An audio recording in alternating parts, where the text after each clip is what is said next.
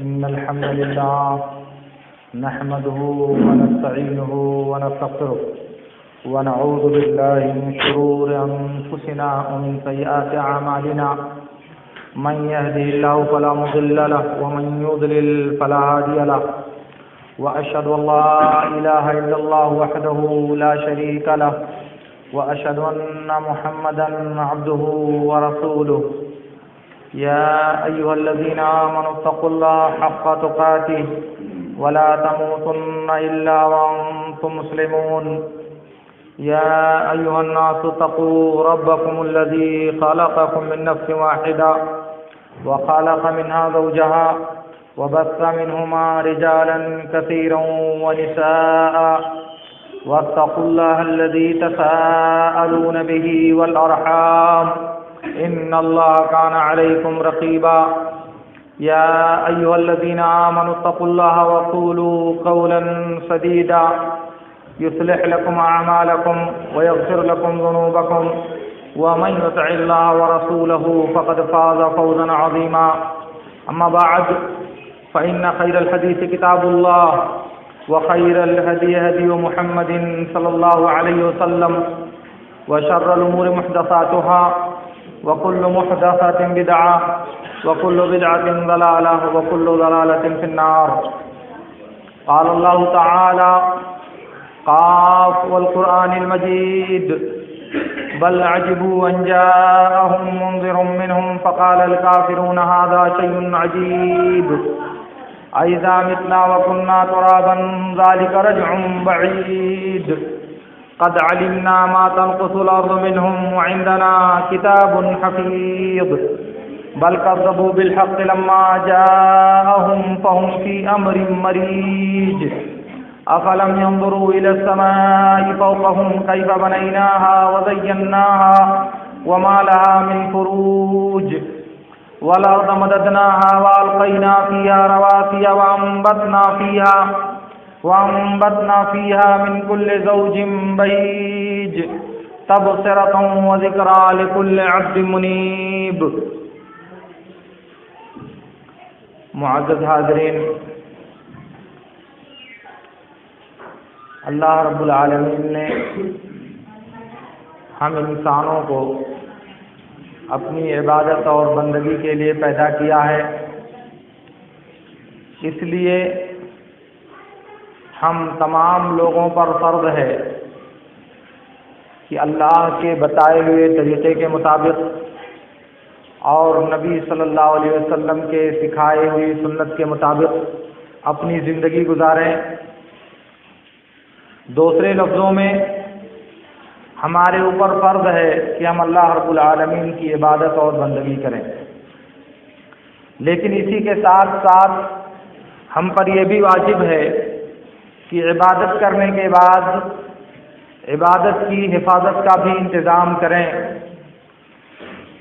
عبادت کرنے کے بعد عبادت کو ضائع ہونے سے بھی بچانے کی کوشش کریں، کیونکہ اگر ہم ایک طرف اللہ کی عبادت اور بندگی کریں، روزہ رکھیں، نماز پڑھیں، زکوٰۃ دیں، صدقہ اور خیرات کریں، قرآن کی تلاوت کریں، اللہ کا ذکر کریں، نیکی کے سارے کام انجام دیں، مگر دوسری طرف سے کہیں کوئی ایسا سوراخ ہو کہ ہماری یہ نیکیاں محفوظ نہ رہ جائیں، اور بالکل ایسے ہی جیسے کوئی انسان مٹھی میں پانی پکڑ کر رکھتا ہے، وہ سمجھتا ہے کہ پانی میری انگلیوں میں محفوظ ہے، مگر وہ پانی اس طرح سے اس کے ہاتھوں سے نکل جاتا ہے کہ اسے اس کا احساس تک نہیں ہوتا. ایسا نہ ہو کہ ہماری عبادتوں کا بھی یہی حال ہو کہ ہم اپنے طور پر سمجھ رہے ہوں کہ ہم نے بہت عبادت کیا، ہم نے یہ کیا، ہم نے یہ کیا، ہمارے یہ اعمال ہیں، ہمارے یہ اعمال ہیں، یہ سب کیا ہم نے، مگر اس عمل کو محفوظ کرنے کا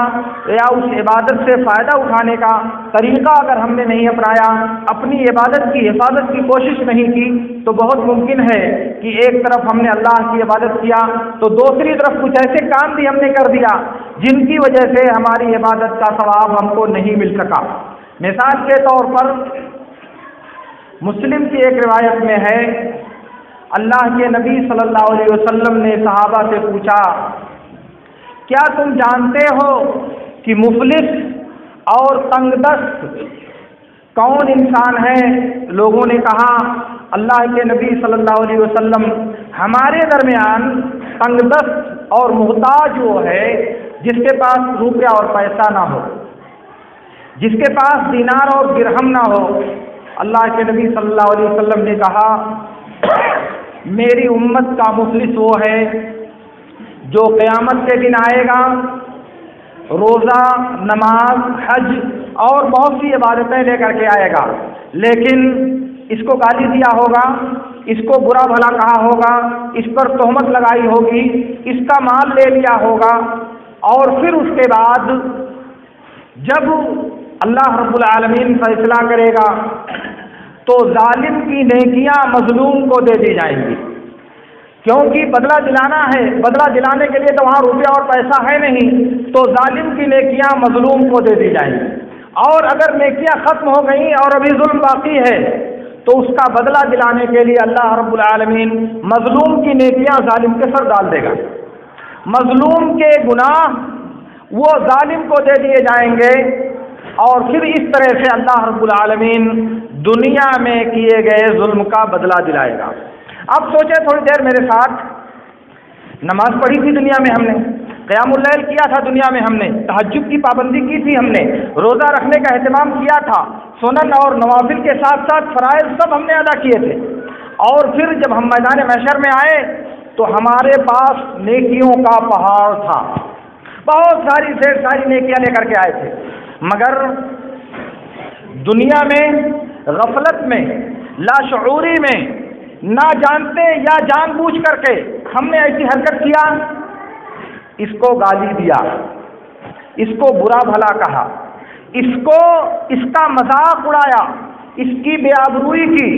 اس کو نشان تذہیب بنایا، اس کو رسوا کرنے کی کوشش کیا۔ اللہ رب العالمین نے قدرت دیا تھا، اپنی قدرت کی وجہ سے اپنے زیر دستوں کو اپنی قوت کا نشانہ بنایا، اپنے نفس کی تسکین کے لیے دوسروں کو رسوا کرنے میں فخر محسوس کیا، سماج میں اپنی ناک کو اونچا کرنے کے لیے دوسروں کو بے عزت کرنے میں کوئی حرج محسوس نہیں کیا۔ ختم ہو گئی بات، دنیا میں آپ کی بات کا کوئی جواب نہیں دے سکتا کیونکہ آپ بہت بڑے اقتدار والے ہو، دنیا میں آپ کی بات کا رد کوئی نہیں کر سکتا کیونکہ آپ کو اللہ رب العالمین نے قوت عطا کیا ہے، مگر جب آپ میدان محشر میں رب العالمین کے سامنے آئے تو آپ کے پاس کیا بچا؟ آپ کی عقل، آپ کی تعلیم، آپ کا بڑکپن اور آپ کی یہ جاہ و عظمت اور آپ کی یہ خاندانی سطوت کس معنی کی ہے؟ کیا یہ لوگ آپ کو بچانے وہاں آئیں گے؟ بخاری کی روایت میں ہے، اللہ کے رسول صلی اللہ علیہ وسلم نے ارشاد فرمایا، من کان لہ علی اخیہ مظلمۃ من عرض او غیرہ فلیتحللہ قبل یوم القیامۃ یوم لا درہم ولا دینار ولکن الحسنات والسیئات۔ کہا کہ اگر کسی انسان کا کسی دوسرے انسان پر دنیا میں کوئی حق ہو، آبرو سے متعلق ہو یا کسی اور چیز سے متعلق ہو، تو دنیا ہی میں اس کو حلال کر لے قیامت کے دن سے پہلے، جہاں نہ روپیہ ہوگا اور جہاں نہ پیسہ ہوگا، لیکن نیکیوں اور برائیوں کا تبادلہ کیا جائے گا۔ نیکیاں اور برائیاں انسان کے پاس وہاں ہوں گی، اور ان کے تبادلے کی صورت یہی ہے کہ جب اللہ رب العالمین میزان عدل قائم کرے گا تو ظالم کی نیکیاں، دنیا میں بہت بڑا عابد اور زاہد تھا، اس کی نیکیاں مظلوم کو دے دی جائیں گی، اس بے کس انسان کو دے دی جائیں گی جس کا دنیا میں کوئی پرسان حال نہیں تھا۔ پھر بھی اگر حقوق ختم نہیں ہوئے، ظلم کا سلسلہ ختم نہیں ہوا، تو مظلوم کے گناہ،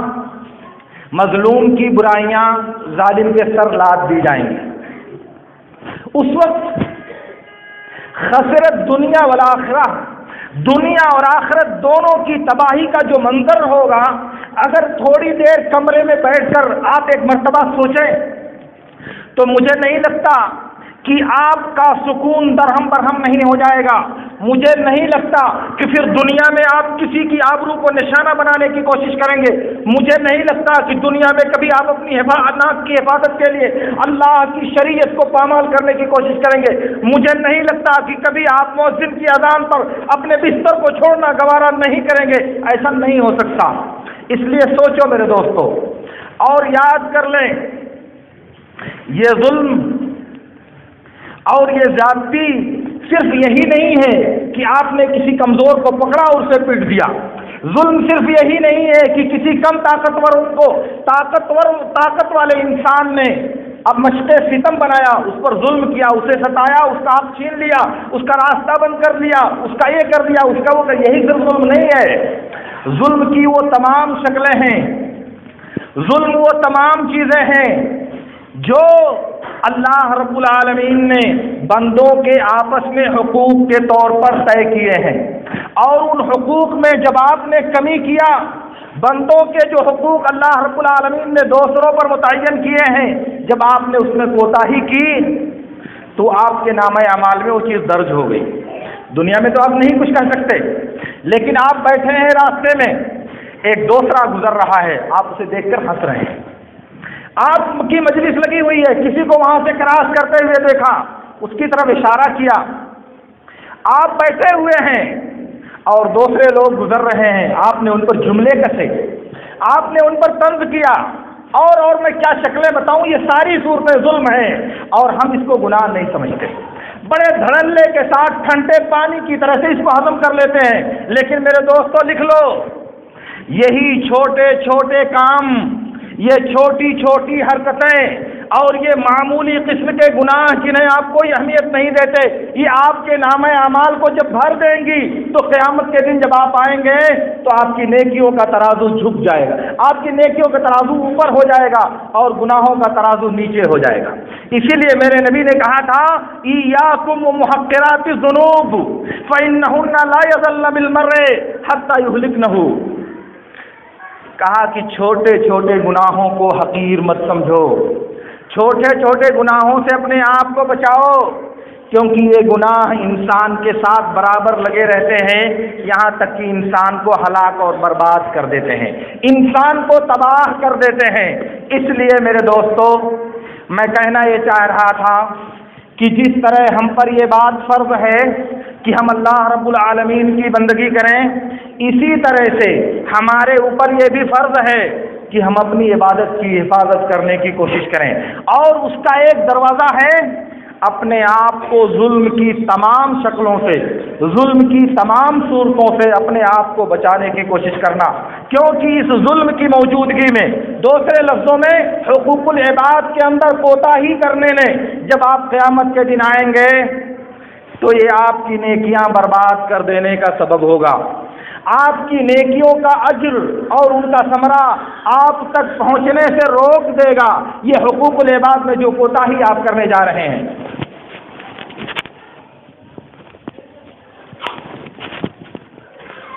میرے دوستو میں آپ سے عرض یہ کرنا چاہ رہا ہوں کہ بخاری اور مسلم کی ایک روایت میں ہے،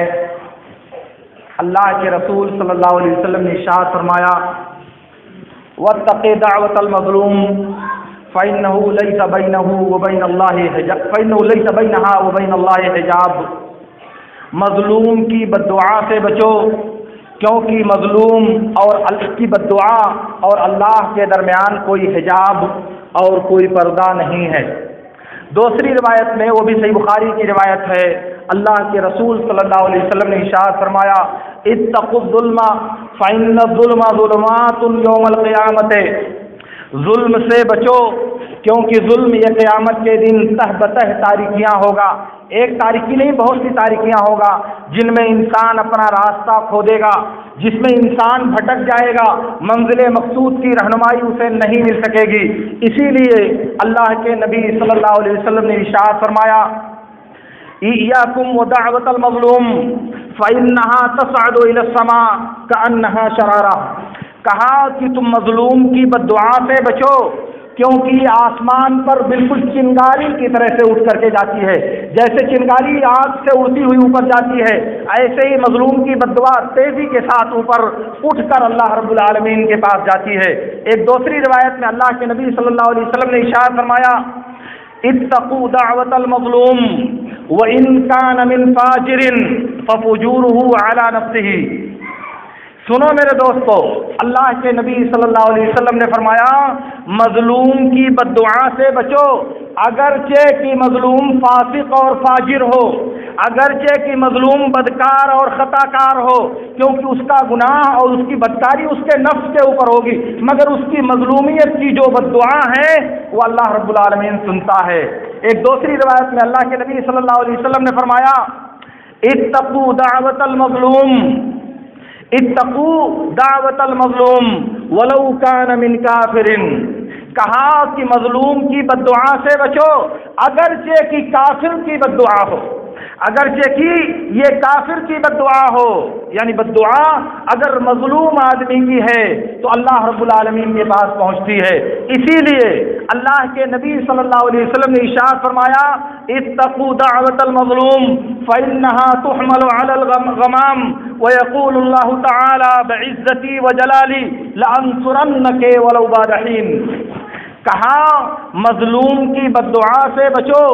کیونکہ وہ بدلیوں پر لاد کر اللہ کے پاس پہنچائی جاتی ہے، اور اللہ تعالیٰ کہتا ہے کہ میرے عزت و جلال کی قسم میں تمہاری مدد ضرور کروں گا، اگرچہ کہ کچھ وقت کے بعد، اگرچہ کہ کچھ تاخیر سے ہو، مگر میں تمہاری مدد ضرور کروں گا۔ اللہ کے نبی صلی اللہ علیہ وسلم نے ان احادیث کے اندر ہم کو اس بات پر متنبہ کیا ہے کہ ہمیں ظلم کی تمام شکلوں سے اپنے آپ کو بچانا چاہیے، اپنے آپ کو ظلم کرنے سے ہمیں روکنا چاہیے، اور دوسرے نمبر پر اس بات پر متنبہ کیا ہے کہ مظلوم آدمی اپنے ظلم کا رونا جب رب العالمین سے روتا ہے، مظلوم آدمی جب اپنے ظلم اور مجبوری کی شکایت اللہ تعالیٰ سے کرتا ہے تو اللہ تعالیٰ اسے ضرور سنتا ہے۔ اسی لیے اللہ کے نبی صلی اللہ علیہ وسلم نے فرمایا ثلاث دعوات مستجابات لا شک فیہن، اسی میں سے دعوت المظلوم، 3 دعائیں قبول کر لی جاتی ہیں، اس میں کوئی شک نہیں ہے، یقینی طور سے ان دعاؤں کو یا ان بد دعاؤں کو اللہ رب العالمین قبول کرتا ہے۔ ان میں سے ایک ہے مظلوم کی بد دعا، اس کو اللہ رب العالمین ضرور قبول کرتا ہے۔ اس کا مطلب یہ ہوا کہ دنیا میں اگر ان مظلوم نے بد دعا کیا تو اللہ تعالیٰ تو اسے سنے گا، وہ فریاد رسی کرے گا، وہ ایک الگ مسئلہ ہے، مگر اسی کے ساتھ ساتھ ہمارے نام اعمال میں یہ جو گناہ درج ہوگا، ہمارے نام اعمال میں یہ جو ظلم درج ہوگا، یہ قیامت کے دن جب ہم نام اعمال لے کر کے حاضر ہوں گے تو یہی ظلم ہمیں نیکیوں سے فائدہ اٹھانے سے محروم کر دے گا، یہی ظلم ہمیں ہماری نیکیوں کو ہم تک پہنچنے نہیں دے گا، اس کا ثمرہ اور اس کا پھل ہم تک نہیں پہنچنے دے گا۔ کیوں؟ اس لیے کہ دنیا میں ہم نے وہ کام کیا تھا جس سے اللہ رب العالمین نے ہم کو منع کیا تھا، اللہ رب العالمین نے جسے ہمارے لیے ناجائز قرار دیا تھا۔ اسی لیے میرے دوستو میں آپ سے کہنا یہ چاہتا ہوں کہ زندگی میں کسی چیز کو حقیر اور معمولی سمجھنے کا جرم مت کیجیے۔ یہ چھوٹی چھوٹی چیزیں جن کو ہم ہلکا سمجھتے ہیں، جن کو ہم معمولی سمجھتے ہیں، یہ اللہ کے نامہ اعمال میں جمع ہو کر کے بہت بڑی بن جاتی ہیں۔ آپ سوچیں میرے دوستو، ہم 60 سال 50 سال 70 سال 80 سال زندگی گزارتے ہیں، کبھی اس کو کچھ کہہ دیا، کبھی اس سے جھگڑا ہو گیا، کبھی اس سے گالی گلوچ ہو گیا، زندگی 60 سال 70 سال کی چلی گئی۔ اگر ایک دن میں ایک آدمی سے ہمارا جھگڑا ہوا، ایک آدمی کو ہم نے گالی گلوچ دیا اور اس طرح ہماری عمر 70 سال گئی تو کتنے گناہ ہمارے نام اعمال میں جمع ہوں گے؟ یاد ہے کسی کو؟ سوچا کبھی کسی نے؟ کسی کو یاد نہیں، کسی کو یاد نہیں کہ کتنے نام اعمال ہمارے بیکار ہو رہے ہیں۔ اور جب رب کے سامنے حاضر ہو کر سب دیکھے گا، کہے گا ما لہذا الکتاب لا یغادر صغیرۃ ولا کبیرۃ الا احصاها۔ عجیب بات ہے، کون سا نام اعمال ہے نہ چھوٹے گناہ کو چھوڑتا ہے نہ بڑے گناہ کو چھوڑتا ہے، سب کو سامنے کر دیتا ہے، سارے گناہوں کو لکھ کر کے دکھا رہا ہے، کون سا یہ دفتر ہے اور کون سا یہ رجسٹر ہے، کوئی چیز فوت نہیں ہو پاتی۔ ہم بھول گئے، یاد نہیں ہے، ہم کو معلوم نہیں ہے، بالکل نہیں معلوم،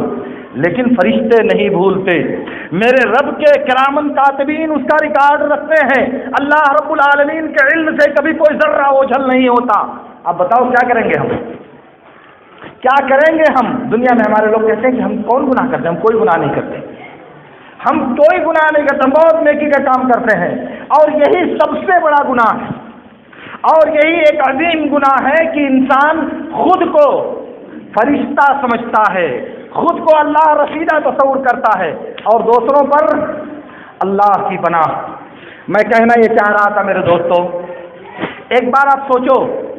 اور ایک بار غور کرو کہ دنیا میں جو انسان فسق و فجور کے راستے پر چلتا ہے، سرکشی اور نافرمانی کا راستہ اپناتا ہے، گناہ کے دلدل میں اپنے آپ کو پھنسا لیتا ہے، وہ تو سمجھ میں آتا ہے کہ وہ مجرم ہے، وہ خود خوف زدہ اللہ تعالیٰ کے عذاب سے، وہ ڈرتا ہے کہ اللہ تعالیٰ میرے گناہ پر میری گرفت نہ کر دے۔ لیکن ہم نے تو عبادت کی اللہ تعالیٰ کی، ہم تو صالح اور نیکوکار ہو کر کے زندگی گزارتے ہیں، ہم نے اللہ رب العالمین کی بندگی میں اپنی زندگی وقف کر دیا ہے، لیکن اس کے باوجود جب ہم میدان محشر میں آئیں تو ان ساری عبادتوں کا کوئی ثواب ہم کو نہ مل سکے، ان ساری بندگیوں کا کوئی ثمرہ ہم کو نہ مل سکے، بتائیے ہم سے زیادہ محروم کون انسان ہوگا، ہم سے زیادہ محروم کون شخص ہوگا اس دنیا میں؟ اس لیے میرے دوستوں، اس بات کو دل میں بیٹھائیے، اس بات کو دل میں پیوست کیجیے کہ جسے دنیا میں ہم معمولی سمجھتے ہیں، جسے دنیا میں ہم اپنی ناک کا مسئلہ بناتے ہیں، جس کی وجہ سے دنیا میں ہم اللہ کی شریعت کو اہمیت دینے کے لیے تیار نہیں ہوتے، جس کی وجہ سے ہم اللہ کے دین کو پامال کر دینے میں بھی کوئی دشواری محسوس نہیں کرتے، جس چیز کی وجہ سے ہم دنیا میں دوسروں کے حقوق کو غصب کرنے میں، دوسروں کو اپنے ظلم کا نشانہ بنانے میں، دوسروں کو اپنی بدزبانی کا شکار کرنے میں کوئی حرج محسوس نہیں کرتے، وہی چیز کل قیامت کے دن آپ کی ناک کاٹنے کا سبب نہیں، آپ کا سر کاٹنے کا سبب بن جائے گی۔ پھر کیا کرو گے دوستوں؟ دنیا میں اچھا نہیں لگتا یار کہ کوئی برا بھلا کہہ دے، دنیا میں سمجھ میں نہیں آتا کہ کوئی آدمی میرے سامنے بڑا سر اٹھا کر کے چلے، دنیا میں اچھا نہیں لگتا کہ کوئی آدمی مجھ کو کہہ دے اور میں اس پر برداشت کروں، کیوں برداشت کروں گا؟ بات تو سمجھ میں آ جاتی ہے، لیکن جب آپ جواب دینے بیٹھتے ہو، جب آپ انتقام لینے بیٹھتے ہو تو آپ کو یہ یاد نہیں آتا